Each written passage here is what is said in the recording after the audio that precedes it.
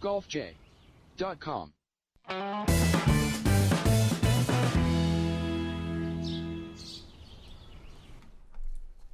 Hey everybody, welcome to the Golf J podcast on golfj.com. I'm Jim Sinacropi alongside Rhett Taccone inside the Finger Lakes 1.tv studios in Seneca Falls, New York on Monday, March 21st, 2016, where tonight we'll be talking about the Dell match play brackets just announced a couple of hours ago. And we'll be talking about, we'll break down the field, we'll give you our fantasy picks. Jason Day returns to the winner's circle at the Arnold Palmer.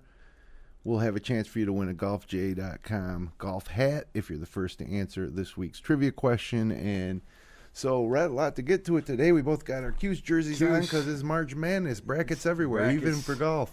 March Madness, match play madness. Syracuse is in the Sweet 16. That's bonus rounds for us. Definitely exciting weekend this past weekend with the golf, the basketball, and now right into more golf and more basketball. Yeah, it was kind of fun the way they announced them tonight, the brackets and everything. So we'll talk all about that. But first things first here, Jason Day back in the winner's circle at Arnold Palmer's tournament. 2 under par 70 on Sunday to win by 1 over Kevin Chappelle at Bay Hill.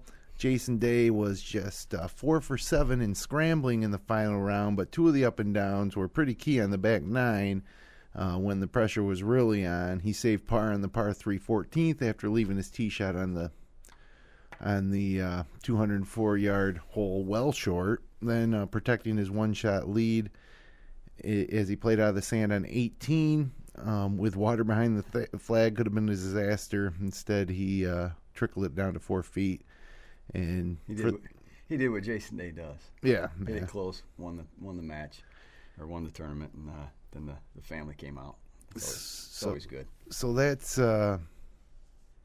Day's 7th win in his past 38 starts on tour, dating back to interestingly enough, the World Golf Championship match play in 2013-14. That works out to an 18% winning percentage, which that's not going to be too good for a Major League Baseball player, but for a golfer on the PGA Tour, that's outstanding. Yeah. And it's obviously the highest winning percentage on tour during the span. It's Day's 5th win in his past 12 starts, dating back to his win last year at the Canadian Open. So 4 winners during the tour events in Florida all have major championships. So the Florida swing pretty sweet. Adam Scott winning 2, now Jason Day.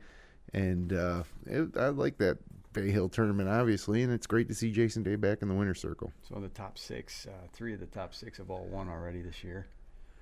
4 when you get Bubba Watson in there. So 4 out of the top 6 have already won this year. Spieth, Watson, Scott's won 2, Day's 1. I mean, that's what more could you want? I mean, that's what you want going 2 weeks away to the first major. These guys are primed and ready to go. It's going to be a great tournament in a couple of weeks. I think we can all. It's hard. It's almost one of those things, where you take the one game at a time. It's hard not to look ahead to the Masters, though. I mean, even though we got a great event this week, match play's always been fun. I kind of liked it better when it was in February. Yeah, February Madness. Yeah, that was great. Having it though the week of March Madness adds a little spin to it, and it's pretty cool.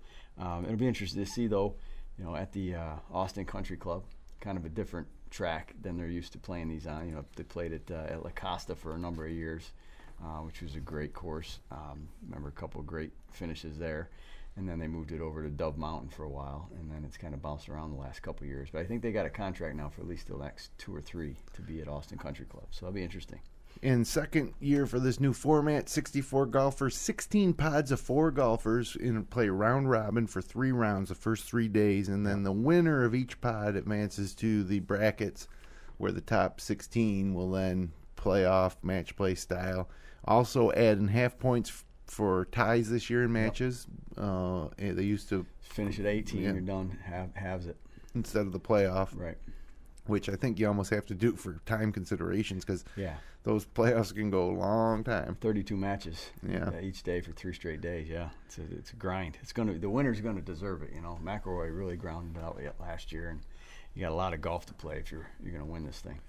And I don't know about you, but I think that this is a great format. I always thought with this tournament that it was kind of crazy that you'd have these guys travel to the site of the tournament, sure, play their practice rounds, and then in one match, 18 holes, you're done. It's twofold. It's, for the players, for sure. I think they complained a little bit about it over the years. But for the viewers, I mean, let's think about this. There was a few times over the years that, Tiger got knocked out in the first or second round. Phil got knocked out in the first or second round. Ernie Els. These guys, a couple of years, every now and then, they'd get all the way through. But to really hold the viewership, you want these top 16 guys and then another great group of guys below them all playing for 3 days. So your weekday golf is at least everybody that you're familiar with and you're going to draw the ratings for. And then then it gets down to the nitty gritty and you start cutting them out. But that's you expect that on the weekend. But at least you've got all your celebrities and your big names there for 3 days at least. Well, the bulk of this show, we're going to be talking about these brackets. So, there's 64 golfers, so maybe we should get right to that. We got a lot to talk about here. And let's start. Every one of these 16 pods has one of the top 16 players in the world golf rankings. Yeah. So the number one seed, Jordan Spieth, we'll work our way back. We'll start at the 16th. So sure. It's funny though, because Jim, it's like talking about they have an A, a B, a C, and a D player. Well, that's not your usual scramble A, B, C, and D players. Your D players are pretty good here. Charlie Hoffman's not a bad player, and guys like Roberto Bello and Streb, Berger, Duffner, they're all D players, so to speak, in this group. Yeah, they're like the 45th through 65th players, somewhere in that range. And obviously, that's not too bad. I wouldn't mind being one of these B or D players. No, and these are players that are well within the cut for keeping their card and stuff. Yeah. So, it's this is truly an elite field. It's a smaller field than you'll find for any events, just by its nature. So, the first group, or the last group, let's say, it's group number 16, the top seed, Oosthuizen. Yeah, Louis Oosthuizen, 16th ranked player in the world. Andy Sullivan, Bernd Weisberger, and Matt Jones, the Aussie. Yeah. One of the there's a lot of Aussies on tour right now. Yeah. A lot of good ones. Jason Day, Adam Scott, winners of three of the last four events. Yeah, definitely. Well, who you got? Who you got in that pod? I like Weisberger. I think he's coming on. I think he's the next great European player or next great international player. Absolutely. He's 35th right now in the world rankings. Oosthuizen seems like one of the weaker, and obviously at 16 he probably is technically the weakest of the top seeds. Matt Jones not playing too great lately, and Andy Sullivan is just a guy you don't really know too much about, Right. So I'm going with Weisberger. Well, I'm going to go with Oosty. He actually knocked Phil into the 17th slot this past week. It was everybody was wondering what was going to happen with Phil and where he would end up, but Oosty grabbed that spot, and I'm going to go with him. I'm not going to go chalk on every one of these, but I am going to go with the top seed in that group, Louis Oosthuizen. All right, so then kicking it to Group 15. All these groups are really great, and again, it's a round robin, so everybody that we're mentioned is playing, and everybody in their group won. So we're going to see some great matches for the first 3 days. So Group 15, top seed Brandt Snedeker. Yep. Then you got Charles Schwartzel, Danny Lee, and Charlie. Is that Charlie or Morgan Hoffman? That's Charlie. Charlie Hoffman, 56th ranked player in the world. Yep. And Snedeker, while he did win this season, has been like wildly inconsistent. And these nagging injuries, and it's tough to think that he can go through this. Which this is more of a marathon than your average. It's one of those. I've never really felt confident with him. Even in the Ryder Cup and stuff like that. He's done well, he's done bad. You don't know, but he's just been so inconsistent. He had a great end. He had some great tournaments last year in the fall finish, and then he also, kind of blew up a few times too. And then he did the same thing now. Like you said, he's won, but he's also missed some cuts. So he's not a guy I would go with. I'm not sure what your thinking is there, but I like Danny Lee. He's been incredibly consistent, except for when he injured his finger last month. Or maybe that's a little closer to 2 months ago, but this guy is make cut after cut after cut, and consistent play in something like this. If you can play consistently over all three matches, you don't have to win every match to advance. No, but you probably got to win two. Yeah, I would say two at least. I'm gonna go with Charlie Hoffman. He's gone deep into this tournament a few times in the last 4 or 5 years, and seems to do well in this event. And I like his chances against the guys in that group. Charles Schwartzel, he'd be one you'd think maybe to pick because he won 2 weeks ago. But I'm gonna go with Charlie Hoffman, the Hoff. I like him. All right, Group 14: Zach Johnson, Steve Lowry, Martin Keimer, and Harrison Frazier. No, Jason Frazier. I think so. Yeah, there's a lot of guys in this thing. So we're obviously not going with Frazier. No. Zach Johnson's a tough guy. Match play. Yes. Keimer, you got 2 major champs in here. Kind of like Steve Lowry. He's got the most to prove, I think, out of this group, and the most to gain. Another European. I like Lowry. I'm gonna go with Keimer. He's won the event before. True. Albeit a few years back, but he's playing well. He did pretty good at the Cadillac a few weeks back, and it's hard to go against either one of those 2 major winners, especially how they've held up in Ryder Cups and match play in the past as well. So I'm going to go with Martin Keimer. He's kind of under the radar here, being 44th ranked. It's hard to believe that he's that far down the list based on his resume. But what have you done for me lately, Martin Keimer? I guess so. So we'll see what happens with him, but I'm gonna stay with him. Okay, Group 13. Now this could be the group of maybe career disappointments. You know what I mean? Great players here. Got Sergio Garcia. Yeah. Mark Leishman, another Aussie. Yeah. Ryan Moore, who's U.S. Amateur and Pub Links. Yeah. He's played well in match plays, and he kind of has been a middle of the pack guy his whole career. And then Lee Westwood. So got guys that have no majors in this group. Right. And Lee Westwood, this is his 16th match play championship. He's been in the most of them. I believe that 16 of them. Yeah, since the beginning. Flies, the beginning. 1999 was the first one, so he must have missed one, maybe due to injury or something. This is a 17th? They said on the show it was his 16th. Okay, I thought 99 was the first one, so... He might have missed one. He's had a few years where he was kind of, like now, he's kind of basically just in it. So, but yeah, they said it was his 16th event this year. Geez, this is a tough one. None of these guys are known as great putters. No. That's what I look for in match play is probably putting as being the most important thing.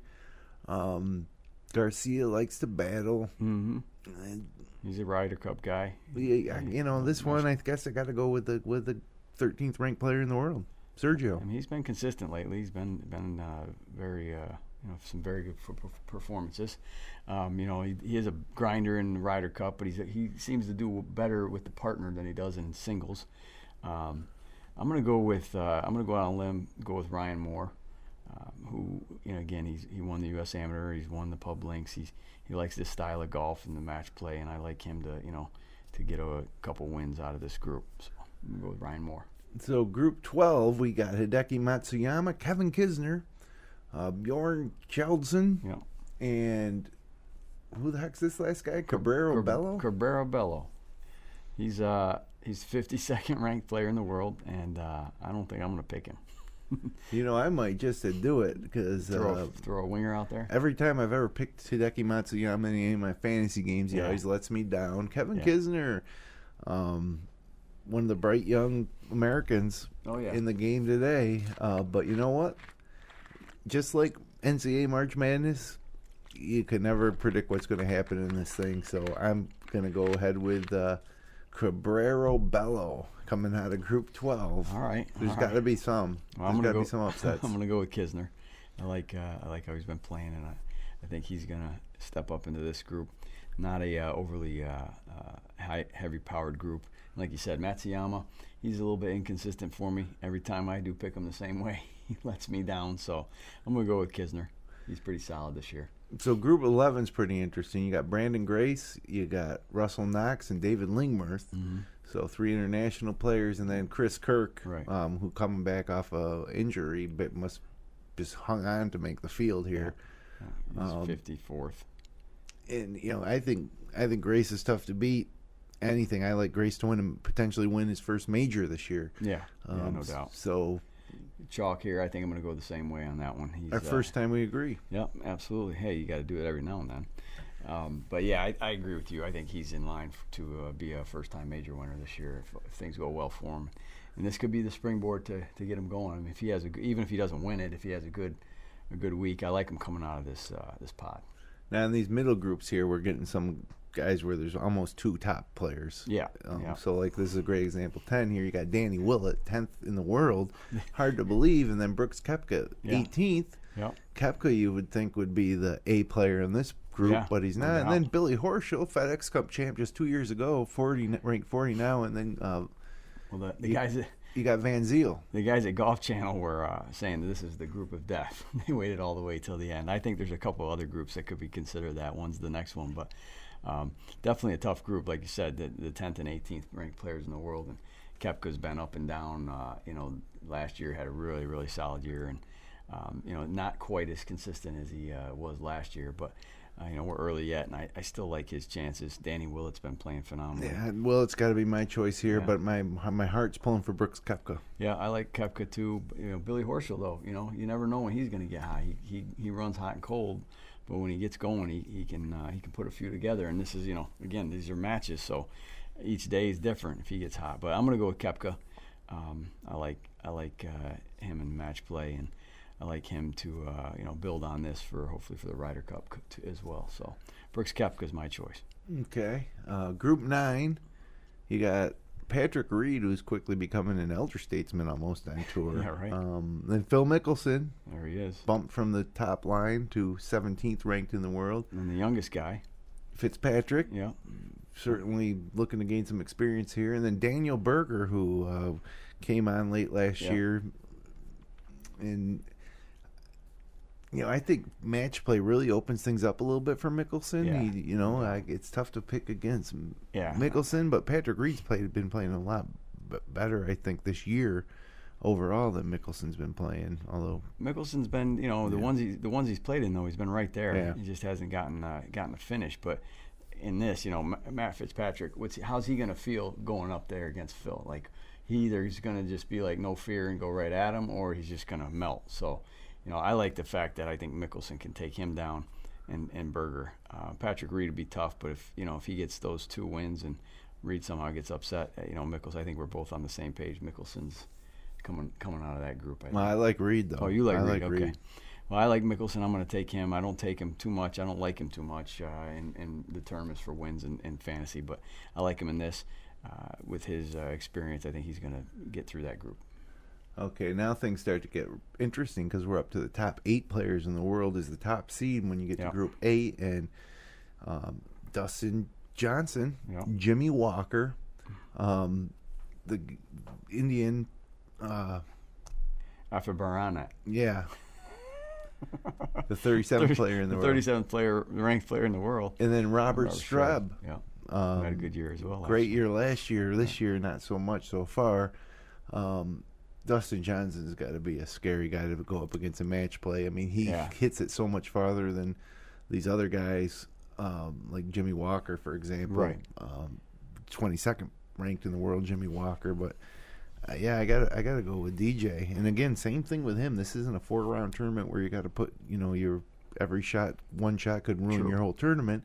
It's match play. Well, they were saying on Golf Channel, they guys like this, him and Bubba and a couple of the other guys, it's either going to be an X or they're going to birdie the hole. So, if he makes enough birdies, he could be deadly, but he could also be in a lot of the lake. Yeah, I like Dustin Johnson in this group. Got to go with the 8th ranked player in the world. I'm going to go with the 22nd ranked player in the world. He's a grinder. He is. I like him in match play. He did well for us in the President's Cup. And I think he's going to pull through that one because I think he's just going to be a little more steady than Dustin maybe and get through that group. All right, Group 7, you got Justin Rose, you got Matt Kuchar, Anabar Lahiri, and Fabian Gomez. This is a tough group. Yeah, Kuchar and Rose. And Lahiri's playing fantastic golf over the past 4 or 5 months. Right. And Fabian Gomez coming off. Didn't he win his first event recently? Yeah. So, that is a tough one. But, again, I think it's tough to go against Justin Rose. How can you not pick Justin Rose, right? Yep. And Kuchar's won this thing, though, 2 years ago. Kuchar, it's weird, though. Like, Kuchar won that tournament late in the season in the fall, and he's kind of dropped off a little bit. The fact that he's 28th ranked player in the world is kind of shocking to me. Lahiri, he's up and down. He had a great finish to last year. Hasn't been around as much this year, though, but he's a tough one. And, but that poor putt he missed on at the President's Cup. So I don't know how he's going to be dealing with those putts. I got to go with Rose too, though. At the end of the day, he's playing well, and this group, while it's a good one, I don't know if it's good enough to get past Justin Rose. And then Group 6, you got the winner of 2 of the last 3 events, Adam Scott. Yeah. Played well until the end on 18 killed him Saturday and Sunday. But he's still playing well, and it'd be tough to pick against him. Yeah, Bill Haas, Wood, and Peters. Mm-hmm. So, if Billy Haas could possibly get him. Yeah, Haas is obviously a super solid player, and really at the President's Cup had the most pressure on him getting through. And we're going to need him again in the Ryder Cup. So, I mean, you like his grit. I don't know, though. Adam Scott's got the new putter working. Scott's my guy. I love him. Some of these, now that we're getting to the lower groupings here with these top players in the world, it's going to be hard to pick against these guys, but we'll see. A lot of these guys gearing towards the Masters, getting their game in order, and, Adam Scott's got his game in order, obviously, and I don't see why that wouldn't continue. I see Scott coming out of Group 6. Now, Group 5. Ricky Fowler's group. Yeah, Fowler, Scott Piercy, Jason Duffner, and who's the other? On his, the guy out of Asia. 27th ranked player in the world. Yeah, he's moving up. This is his first time, though, in this event, and Ricky's playing well. Duffner, you never know what you're going to get. It's kind of disappointing that he's dropped that far down the list to 58th ranked player in the world. I think if he gets things straightened out, he could be much better than that. But, again, another winner. He won in Europe this year already, so Fowler's playing well. Piercy won a FedEx Cup event in the fall. Yep. But tough to pick against Ricky Fowler. We're getting down to the top 5 players in the world. How can you pick against one of the top 5 players in the world? That's what's kind of silly about.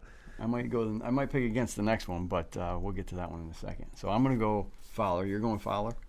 Yeah, I got to go Ricky Fowler. Okay. Group 4, Bubba Watson, J.B. Holmes, Emiliano Grillo, and Patton Kaziri. This group's pretty sweet. Yeah, it's a very good group. Some young guys. I like Grillo. I like Emiliano Grillo. Got a lot of heart, that guy. He and Kaziri are 2 up-and-comers that I think they're gonna stick. They're gonna be regular names on tour for a long time. Again, with Bubba and JB, this is like Dustin Johnson. It's either gonna be an X or a birdie. And it just depends on whether they're hitting it straight, left, or right. There's going to be the forecast for the next couple of days is very high winds. Doesn't necessarily play into JB's hands. Bubba maybe more with a little shot making, but Bubba's not a match play guy in the sense that I know he's done well in this a couple times. Maybe one time he went pretty deep, but he's not a guy I rely on when we're talking about match play Ryder Cup. He's a little inconsistent for me in that setting. So I'm going to go with Grillo. Which brings us to the last 3 groups, and it's going to be tough to pick against Rory in Group 3. No He's in there with Kevin Na, Smiley Kaufman, and Thorne Olsen. Yeah. So 64th and last man in. So this is like the last 4 in. This is the last guy in the field, and he's in Rory McIlroy. Again, these are all randomly drawn. You got the first 16 guys, and then after that they draw the ping pong balls. Yep. And he's in Rory's group, and I don't think he's got much of a chance against Rory or Kevin Na. Though you never know with him. And Smiley Kaufman won in a tournament in the fall, so. The group's is not as bad as one would think, but the pressure on them to get past McIlroy, the defending or the champion. Pressure on McIlroy to not get upset by any of these guys. True. Defending champion, he's got a little more pressure on him than everybody else. But. And that'll be the same case for the final 2 groups, where Group 2 you got Jason Day, Paul Casey, Graham McDowell, and Dongtai Jaidi. 36th ranked player in the world. So Jason Day coming off the win. Paul Casey started to make a charge to try to, get into that top 20 players in the world. But the past few weeks, he's kind of cooled a little bit. Yeah. Hasn't been in contention. It's how can you pick against Jason Day? Yeah, he just won. We just say he's won 7 times since 2014. This event, 2014. So 2 years, 7 wins, a bunch of top 5s, top 10s. Really tough to think that either of those 3 is going to get past Day. Graham Dowell's not playing as he has in the past. He did win in the fall, but I like Jason Day here. Surprise, surprise. And then finally, this is my favorite group of the whole thing. Got Jordan Spieth, world's top-ranked player. Yep. Justin Thomas, 31st in the world, maybe a little behind the curve as far as these young guns go. Victor Dubuisson, who won this thing, or no, came in second, lost to Jason Day. Yeah, 2 years ago. And Jamie Donaldson. Yeah. And I'm going to go with Donaldson. Are you? I'm going to go with that European, just coming in here and taking on the top Americans. And I'm going to go with Dubuisson. He's done well in this tournament, and Jordan is. Which Jordan's going to show up lately? He looked like he was going to get on a roll when he won the championship out in Hawaii, and he just hasn't been that guy since then. And who's to say that he's not ready to go? He had a blow up round at the Valspar, but then he kind of the next 3 rounds got it right back. But hard to pick against him, but I'm going to go against him based on past performance with Dubuisson. So I'm going to go with Victor Dubuisson on that one. So there's the field, there's the pool play. It's kind of like World Cup soccer. It's exactly like World Cup soccer. Absolutely. So if you're wondering kind of how this works, but I like it. I like it a lot better. Everybody gets to play at least 3 matches. We get to see a lot of different matches, and as a TV viewer, with that many matches going on out there, the TV coverage can always focus in on those close ones. So. Absolutely, and we're gonna have a good time doing our own little draft with these guys, and the next night, and a couple of the 2 of us and a couple other guys, we're gonna pick our guys. Of course, we just shared who we like, so they can watch this and know how to plan. Obviously, those 2. They're taking notes of us right now, so they know what they're going to do. So, Golf J Trivia Challenge. Be the first to tweet at the Golf J. Win a Golf J hat. In this week's question, in the 17-year history of the match play, the World Golf Championship match play, how many final matches have gone to extra holes? 1999 was the first time they had it. So how many of the final matches have gone to extra holes? And we'll give you the answer at the end of the show. But tweet it if you know it, and you win a hat at the Golf J. You can see it right there on your screen. So we always give a quick golf tip. And this week I'm just, as a viewer of the World Golf Championship match play, I think you really got to focus on when a guy gets down 5 or 6 holes, with 5 or 6 holes to go, how they keep plugging, and you will see, I guarantee you will see epic comebacks. A handful of great comebacks. Guys 4 down with 4 to go, ends up getting it to 18 and having the match. Guy makes the turn 4 down and wins the match 1 up. Yep. And as a viewer, I think you got to take note of this, because too often amateur golfers, and not just in match play, but they've decided how their gauge is going to turn out after the first 5 or 6 holes. Oh, yeah. Sometimes at the turn after 9. Yep. When, it's a long day out there, so I don't know how many times I've shot 44 on the front and then come back with like a 1 under on the back. That's about my average round. Yep. So, just a quick tip this week as a viewer of the WGC. Watch how these guys handle themselves when they get down, because for the most part, they just keep plugging away, even keel. And even watch the guys when they get up. Yeah. You see their guys demeanor. You see guys down 3 all the time, and then next thing you know, it's the match is all square again. They don't get up or down too much one way or the other. They just keep an even keel, like you said, and next thing you know, we're going to 18th all square. Makes for some good television.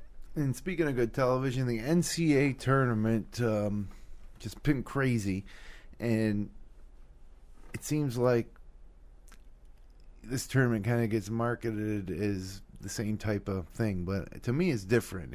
You're never gonna capture the magic of NCAA magic just because you throw together a match play tournament. It's unique and it's a lot of fun. Yeah. But don't think that people are going to go bananas over it because all of a sudden there's some match play going on. Well, I think I don't think they're trying to compete with it. I think they're trying to complement it. But I think when you get to Saturday and Sunday, it almost gets lost on it because there's important golf matches going on right at the same time as the Final Eight's going on. The regionals. Trip to the Final Four. The trip to the Final Four. There's 2 games right in the middle of the day or later in the day. But just I think the first 3 days create a lot of excitement because there's so many matches going on. There's a lot of things going in. The basketball's not even in the picture until the night. Yeah. But once you get to the weekend, and that's their bread and butter, the last the quarters, the semis, and the final. I think it might lose a little luster because now we're talking 2 teams are, by Sunday when the semis and the championship are in, 2 teams are already in the Final Four and we're getting ready for who's going to be the last 2 teams in. So, I think they're smart in the fact they try to complement it and not challenge it or go up against it. The other thing that the problem is you get there to the weekend and, you got 1 or 2 matches going on.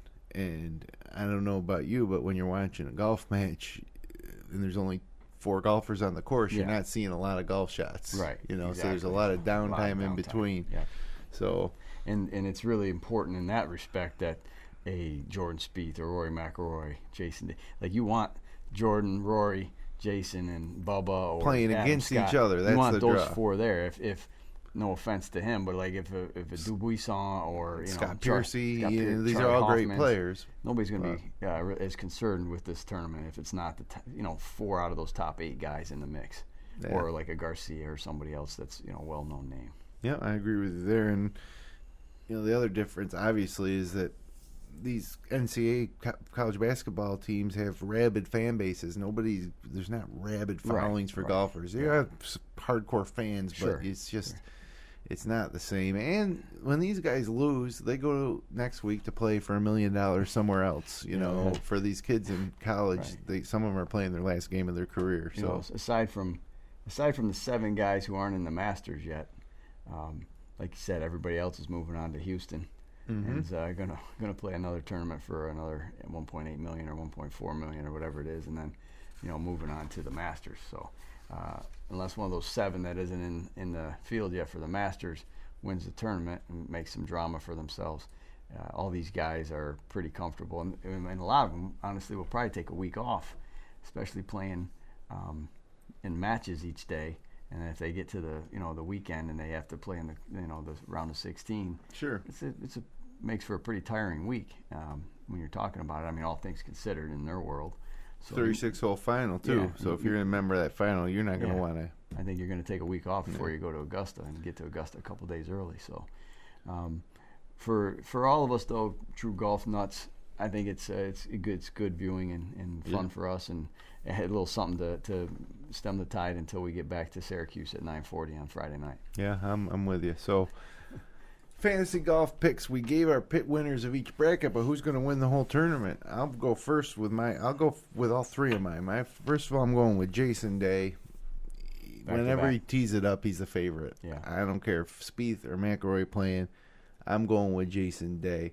As far as a solid play, a guy, not one of the top 16, but a guy who I think you got to look out for this week. I kind of like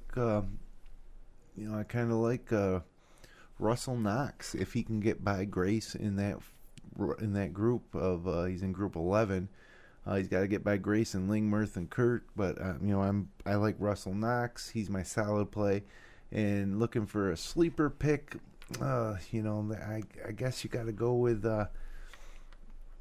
I guess my sleeper would be Fabian Gomez. Just a guy that nobody's thinking about at 57 in the world. He's won in the last month and a half, and something about international players in match play. Whether they're European or South American, like Gomez, or Gomez is my sleeper. Okay, I like it. I'm gonna go with Ricky Fowler as my winner. I think this is another step in his progression on another big stage where he can move towards getting that first major. He's got the TPC. He's won in Europe. I think it's time for him to move up and really grind out a win this week, so I'm going to go with him. Okay. One to watch, and he's obviously a big name and a legend. I'm going to go with Phil, though. I like the way Phil's been playing. He hasn't broken through and gotten over the hump as far as getting a win, but he's been pretty consistent, and he's always formidable in match play. So I'm going to go with him. If he can get through the first 3 days, I like him on the weekend to look out for. And then I'm going to go with Emiliano Grillo as my dark horse. He's got a lot of talent. He's won some tournaments already, and I just like he'll be carefree. He won't be too worried one way or the other. When the hole goes bad or then he has a good hole or strings a few together, he'll stay even keel. So I like him as my dark horse. Well, there you go. Call Vegas, lay him down. We got your winners. Lay it out there for you. We're here to help. But not on DraftKings in New York State. No, we're shut down big time. That was a bummer today. So I'm heading to Myrtle Beach this week, and I've gone to Myrtle Beach probably 8-9 times this time of year. When I was younger with a bunch of guys, we played golf all weekend. Yep. Now I'm going for spring break with a family. Relax. And nobody I'm going with plays golf. Sorry, I'm missing you on this one, buddy. So I'm going to have to play solo, and because of the nature of the vacation, I can't take off from the family every day in golf, so I was picking one. So one day you got? You've played down in Myrtle. If you had one course to play, because that's I don't know where I'm playing yet, but sure. I do. My answer to this question, but you have one course to play in Myrtle. Which one would it be? I like TPC Myrtle a lot. I like that course. Be tough between them and like True Blue or Caledonia. I like that. Caledonia I've played. It's a great Those two course. are nice courses as well. But I'd probably go TPC Myrtle if I had to pick one. And see, I would go off the radar. It's a course a lot of people probably haven't even played down there, but it's a Gary Player design called Blackmore. Sounds nice. It's a plantation style course, off the beaten path, and geez, I loved it so much the first time I played it that I played it every single time I've gone back. And Jack Nicklaus's Long Beza is one I like. There's a couple real memorable holes there. You don't have a shortage of options next week. Yeah, there's Paulie's Plantation courses are great. Wild Wing has 4 courses on their complex and the best greens in Myrtle. But something about Blackmore, it's just... Sounds like the decision's been made. Yeah, I'm playing Blackmore. I miss that place. But to me, the Blackmore, too, is also... has an Augusta type of feel to it. I can't explain it. It's just the general feeling out there. So that's where I'm going to play Blackmore, either by myself or throw me with a group. We'll see how it goes. But and then who knows? Maybe the family will get sick of me, and I'll get to play in a second round somewhere. My guess is you'll be able to get 2 in. Yeah, you're right. I think so. I mean, they'll be at the beach. Yeah, I mean, there's a lot of time. I think you could get 2 in. I'll tell them I'm going to the store. 5 hours later. 5 hours later, I come back. So hey, whatever works. Yeah, so I'm looking forward to it. And hey, before we get out of here, got to tell you guys about the answer to our trivia question, which was when was the last time, or in the 17-year history of the match play tournament, how many final matches have gone to extra holes? And the answer is just 2, if you can believe that. Jeff Maggart defeated Andrew McGee in 38 holes in the first ever event in 1999. Was anybody watching that one? Oh yeah, I remember when they first came out with this thing. It was like, wow, this is great. And it was at La Costa. It was a little disappointing seeing like Andrew McGee Maggart final. Maggart's fine, but so in this tournament, traditionally let you down. You hope for those. And the other one big matchups was Tiger recently. Recently, no, wasn't I thought Tiger and Lehman went to extra holes. Not according to my records, no. Okay. I got Jason Day and Dubason in 23 holes in 2014. Yeah. Rain shortened or weather shortened it, so the final match was only 18-hole final. Right, okay. And they went 23. It was only 2 times. Right. So. All right. Well, I want to do some checking on that one. You could check it out. I thought Tiger stuck one on for birdie. Maybe that was after a rain delay and they came back out and had to play the last hole or something. It could have been, but on Lehman and Tiger Woods, there's a marquee matchup. So hopefully we'll see something like that this week. But only time will tell. But they tee it up on Wednesday. Yep, so Wednesday will be all day deal. And then 36 on Saturday. Well, you got the Sweet 16 Saturday morning. Yeah. And then you got the quarterfinals Saturday afternoon. So So are they no longer doing a 36-hole final? Is it an 18-hole final then? No, yeah, it's 18 because you have semis and finals on Sunday. Okay, so maybe that Jason Day thing wasn't rain shortened. That's just the new format. Yeah, it could be. Although this new format's only 2 years. Yeah. Huh. So you're probably right. All right. Well, hey, here we go. Some match play golf, March Madness golf style coming your way, and thanks everybody for hanging out with Rhett and I for another edition of the GolfJ.com podcast. We got some great stuff coming up the next few weeks. Some great product reviews also if you miss big tournaments, and the Masters, we'll have a big Masters show, obviously. So connect with us online at on Twitter at the Golf J, on Instagram at the _Golf J, and search for Golf J on Facebook. All of our episodes and the best of the wide world of golf on the web can be found at golfj.com. So we'll be back. Actually, I'll be in Myrtle Beach next week. So we'll have a 1 week hiatus, and then we come back with our big Masters show preview, and so that'll be a lot of fun, boy. The Masters, finally, here we go, a little springtime. The two big shows wrapping around the majors are always fun. So we'll be back in 2 weeks, and until then, hit them along, not often.